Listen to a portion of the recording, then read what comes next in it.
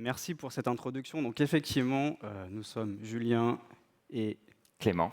voilà. Donc même si les photos datent de quelques années, vous allez comprendre pourquoi on s'est arraché un petit peu les cheveux dans cette transfo DevSecOps.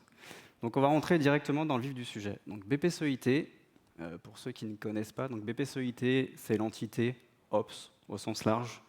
Au sein du groupe BPCE, donc BPCE pour Banque Populaire et Caisse d'Épargne, pour ceux qui ne le sauraient pas. Qu'est-ce qu'on fait essentiellement chez nous? De l'infogérance, de la production applicative, de l'infrastructure, de la sécurité et bien d'autres choses pour tout le groupe BPCE. Au sein de BPCEIT, on a une entité très importante dans laquelle nous nous situons avec Clément. C'est la transformation technologique, dont l'objectif est de faire et d'entamer et de mener toutes les transformations structurantes au sein de BPCEIT, voire au niveau du groupe. Et donc, ce qui nous intéresse aujourd'hui, c'est le DevSecOps. Donc, on va vous raconter une petite histoire de comment on a commencé, qu'est-ce qu'on a fait jusqu'à aujourd'hui, et de vous raconter quelques anecdotes qui, on l'espère, vont vous passionner.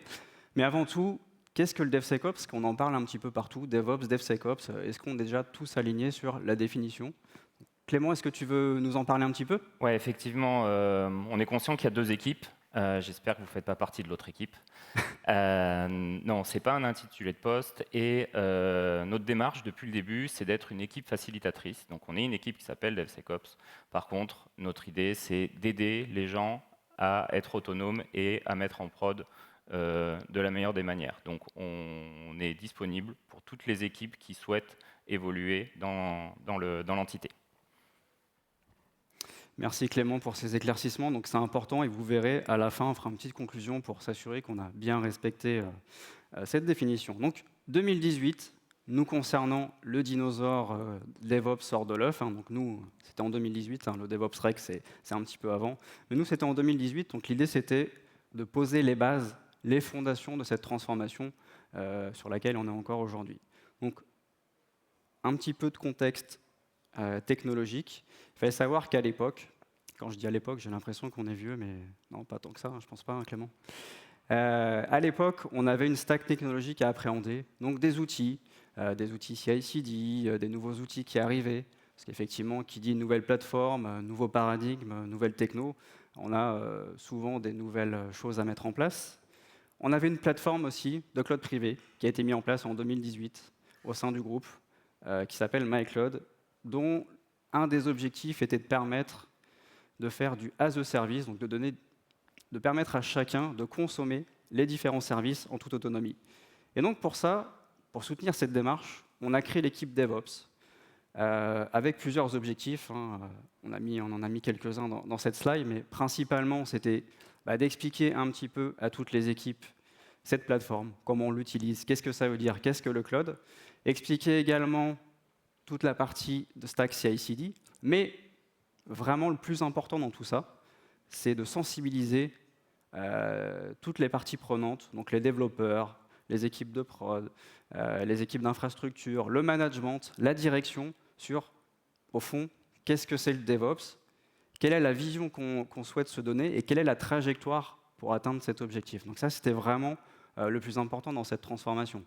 Les outils, ok, c'est bien, mais si on n'explique pas là où on veut aller et quels sont les gains qu'on souhaite obtenir, mettre en place des outils, je pense qu'on est tous capables de le faire.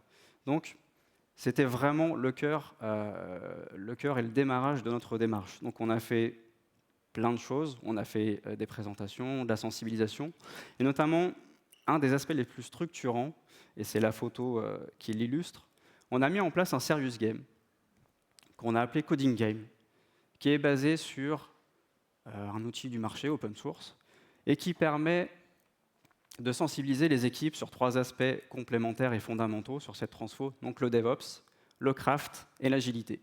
Donc ça nous a permis, au travers de ce jeu, de sensibiliser encore une fois tout le monde, les techos, les opérationnels, tout le management, également la direction, mais également de leur faire manipuler notre stack technique, parce que ce jeu, il est hébergé chez nous et il leur permet de manipuler toute la stack. Donc l'idée, c'est que même pour les managers, même pour la direction, même pour des fonctions transverses, ça leur permet vraiment de comprendre le quotidien des équipes qui sont vraiment dans le cœur de cette transfo DevSecOps. Et là, sur l'illustration qu'on a mis, c'était un jeu qu'on a fait en courant 2018, qui a rassemblé plus de 80 personnes et donc qui a été un grand succès. Et aujourd'hui, c'est vraiment une activité qu'on pérennise parce que ce jeu, on continue à le faire, on le fait régulièrement. Et comme notre stack a évolué, ce jeu a également évolué. 2019-2024, là ce qu'on appelle les années DevOps, mais plutôt de DevOps au DevSecOps. Là, vous voyez notre petit dinosaure, il a atteint l'âge de l'adolescence. Il a son petit téléphone, il est capable de consommer les services en toute autonomie. Donc, on a atteint vraiment un premier gap. Au niveau du contexte technologique, on a également une stack qui a été en évolution. Je n'ai pas tout mis, mais notamment, on a les conteneurs qui sont arrivés. Je pense que vous avez, c'est quelque chose qui vous parle à tous. Donc nous, ça a été une transformation assez structurante qui continue encore aujourd'hui, mais voilà. Donc on a des nouvelles technos, des nouvelles manières de faire qui sont apparues. On a aussi eu quelque chose de très impactant ou structurant en 2020. Je pense que on est tous passés par là. C'est pas quelque chose de technologique, c'est quelque chose de plutôt autour de la santé publique. C'est le Covid. Donc il a fait son apparition en 2020, il nous a tous attaqué en mode frontal. Et donc, on a dû revoir un petit peu notre manière d'accompagner les équipes. Historiquement, les équipes, on les accompagnait vraiment en mode physique. On allait les voir là où elles étaient, on se déplaçait, ça se passait plutôt bien, très bien. Là, avec le Covid, c'était beaucoup plus compliqué. On a eu quelques mois quand même en remote, donc il a fallu se recadrer, se réorganiser. Donc, on a créé la plateforme Coacholib, basée sur la plateforme Doctolib. Donc, on s'est inspiré du nom. Quoique parfois on se demande si ce n'est pas l'inverse. Mais en tout cas, on s'est inspiré de leur nom. Et globalement, qu'est-ce que c'est cette plateforme? Donc, c'est une plateforme avec des créneaux qui sont disponibles toute la semaine. Et donc, les équipes peuvent réserver un accompagnement par Dr CI, Dr CD, Dr Container, Dr DevSecOps. Et donc, être en contact avec nous pour qu'on puisse les accompagner vraiment sur toute cette démarche, à la fois culturelle, outillage, méthodologique, partage, etc. Donc, j'ai laissé mon stéthoscope dans le backstage, mais si vous souhaitez qu'on échange à la fin, on pourra en parler justement par rapport à cette démarche. Autre chose de très structurant, on a créé une académie de formation, parce qu'accompagner les équipes qu'on aura priorisées ou le faire à la demande, c'est bien, mais il faut aussi pouvoir pérenniser cette démarche d'upskilling de toutes les personnes au niveau du groupe. Donc, on a créé une académie de formation. Aujourd'hui, elle est très utilisée. Et qu'est-ce qu'elle nous a permis de rejoindre? Elle nous a permis de former toutes les personnes qui arrivent en interne. Donc aujourd'hui, typiquement, quand on arrive au sein de BPSOIT, on a une semaine d'onboarding dans lesquelles on les accompagne sur tous ces sujets-là, pas seulement DevSecOps, mais tout ce qui est autour. J'ai cité le craft et l'agilité, mais il y en a bien d'autres. Et ça nous permet également de former toutes les équipes qui sont là depuis beaucoup plus longtemps. Donc ça permet de soutenir cette démarche et de s'assurer qu'on a une base de connaissances communes. Et qui dit transformation, dit mesure des gains. Donc on a mis en place ce qu'on appelle un DevSecOps Score, basé sur le Nutri-Score, que vous connaissez tous, avec les mêmes types de finalités. Et donc aujourd'hui, ça nous permet de voir notre niveau de maturité. J'en viens à quelques chiffres, je ne vais pas vous les commenter tous ou rentrer dans les détails. En gros, ce qu'il faut retenir, c'est que dans l'équipe, on a des formateurs, on a des coachs, on a fait un certain nombre de formations. Là, c'est depuis 2 ans. Donc on en a beaucoup plus si on revient depuis 2018. On a fait plein d'ateliers de coaching dédiés aux équipes. Ça, c'est vraiment une de nos forces. Et aujourd'hui, ce qu'on peut dire, c'est qu'on a le cœur de notre SI qui a atteint une maturité DevSecOps qu'on juge satisfaisante. Alors bien évidemment, il y a toujours de l'amélioration continue, mais on a atteint quelque chose vraiment de très satisfaisant. Si je vous donne un exemple concret en termes de gains, avant, les releases, les déploiements en production étaient faits globalement plutôt à la main. Aujourd'hui, on a vraiment atteint un taux d'automatisation dans nos releases en production qui est vraiment très, très conséquent. Donc nos releases sont poussées en production de manière full auto, avec de la qualité à la fois de nos deliveries, mais aussi de notre code, et incluant bien évidemment la sécurité, parce que qui dit DevSecOps dit sécurité. Je reviens aussi à un point important par rapport à l'onboarding. Donc je disais, ça fait partie vraiment de l'onboarding de tout le monde au sein de BPSOIT.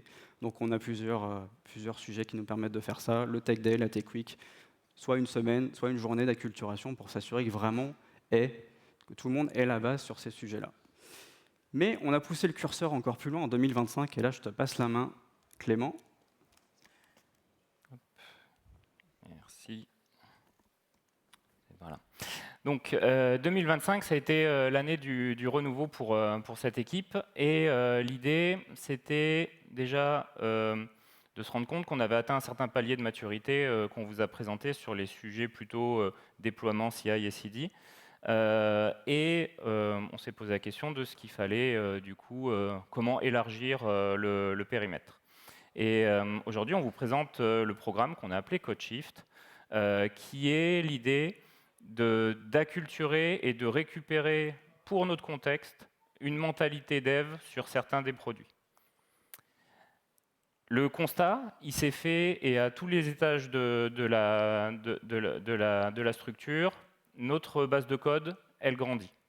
Alors on a tout un tas de code, on a du code logiciel, on a de l'IAC, on a des scripts, on a des automatisations diverses. Et au fur et à mesure des années, cette base de code est devenue énorme et elle grossit maintenant de manière beaucoup plus rapide. Et donc, on a besoin de nouvelles typologies d'équipes et de nouvelles façons de traiter tout ça. Donc il y a vraiment une démarche de professionnalisation de l'aspect logiciel dans une entité qui reste une entité d'infogérance, de prod appli, et donc ce n'est pas la spécialité première. On va vous présenter aujourd'hui, rapidement, 3 outils qu'on a construits cette année et qui nous permettent du coup, de travailler sur ces thématiques. Le premier, c'est cette grille de maturité que vous voyez ici. Déjà, au centre, vous voyez la CI et la CD, les 2 axes originels de l'équipe, et l'ajout d'un axe sécurité, plutôt automatisation de la sécurité, et d'un axe qu'on a appelé craft, qui est sur la qualité logicielle, la vision produit des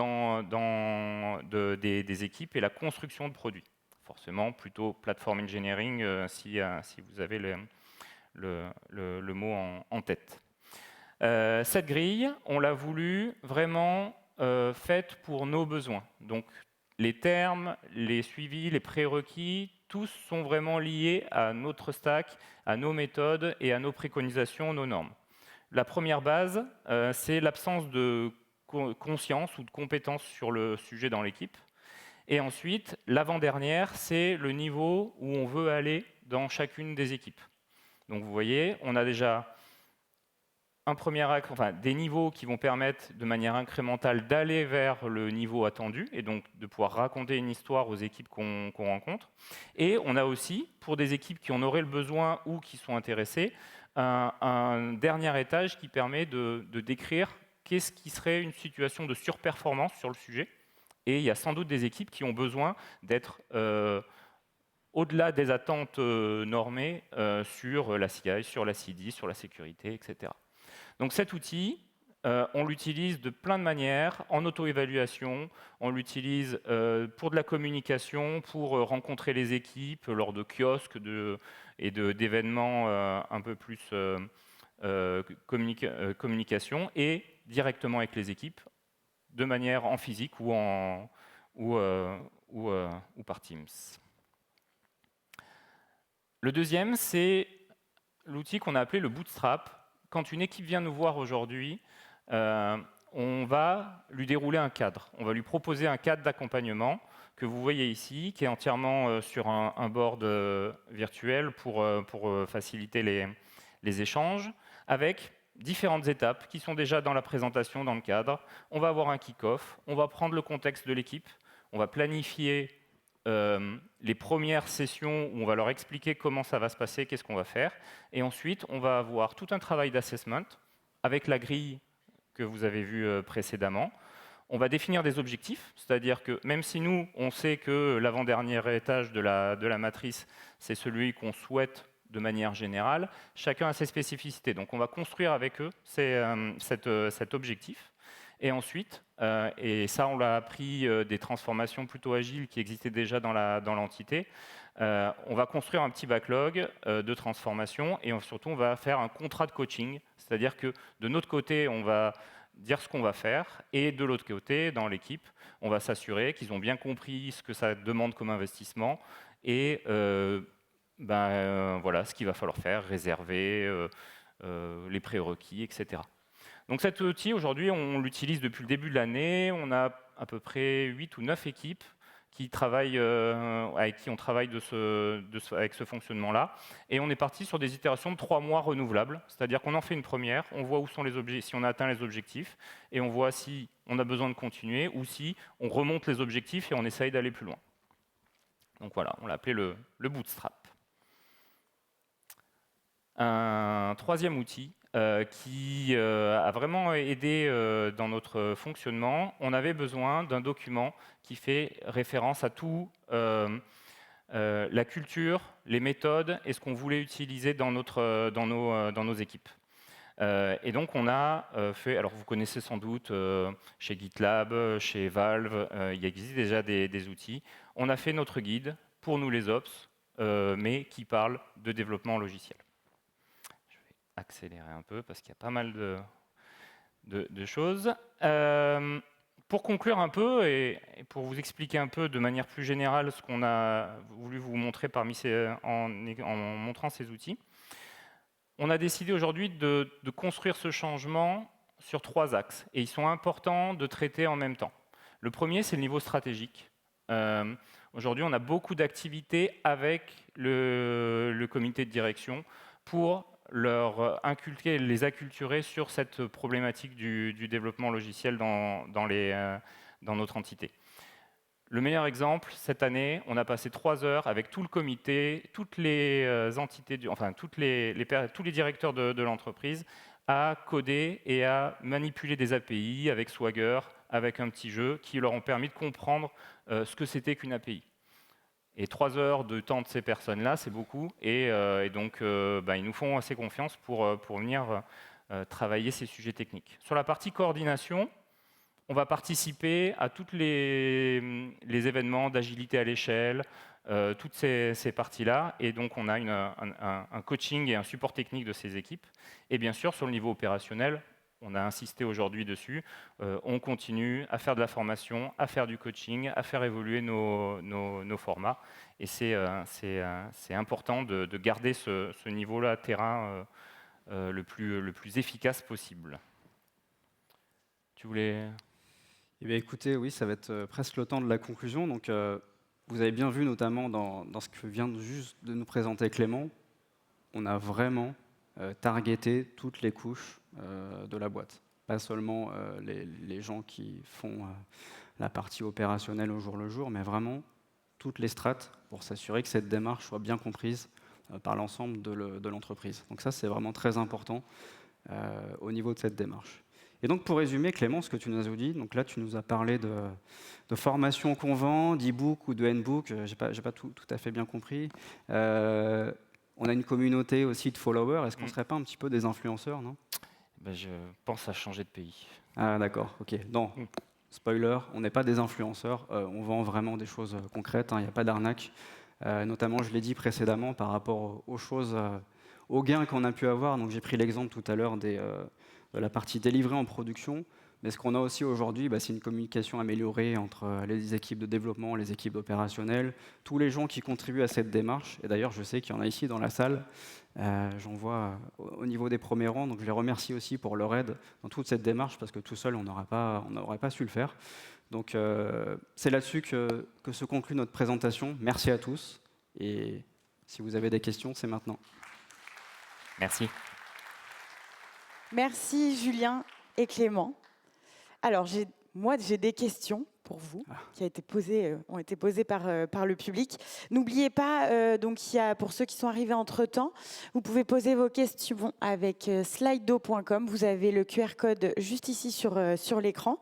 Et surtout, vous pouvez, si vous n'avez pas forcément de questions, vous pouvez voter pour les questions des autres. Donc, n'hésitez pas. Et justement, j'ai une question qui a été votée plusieurs fois. Donc, bonjour, pouvez-vous nous en dire plus sur Coding Game, coût de mise en place, durée de réalisation, bénéfices ou gains, est-ce que c'est rentable?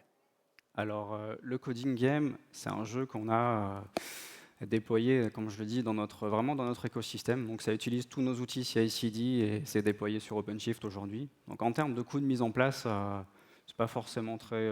J'aurais pas de chiffres précis. Ce qu'il faut préciser, que c'est pas une plateforme ou quelque chose qui est difficile à mettre en place. C'est un outil, c'est un petit outil type kata qui existe déjà et qu'on pourra vous envoyer si Mais effectivement, on l'a adapté chez nous, donc c'est hébergé chez nous. Nous, au sein de l'équipe de coach, ça nous permet aussi de nous faire la main et de s'assurer que les plateformes vers lesquelles on migre sont adaptées pour nos sujets. Donc c'est pour ça qu'en termes de coût, il n'y a pas vraiment de coût, parce qu'on voit tout de suite les bénéfices.